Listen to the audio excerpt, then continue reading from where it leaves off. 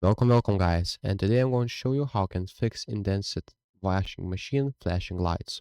So basically what you'll need to do is go and find start and pause button, and right here you'll need to click and hold for like 5 seconds. And same for the other series for the Indesit washing machines.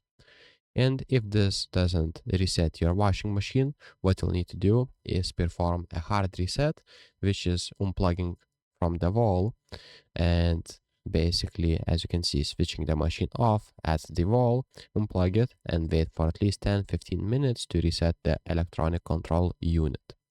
Or it can indicate the drain filter. So basically open the small flop at the bottom front of the machine, place some towels to catch water, unscrew the filter anti-clockwise and clean out debris like coins, buttons or lint, and ensure the impeller fan inside spins freely. And then just put it everything back again and it should work. So if this video was helpful, please make sure to subscribe to Guide to Everything, comment down below for the algorithm, and see you in the next one.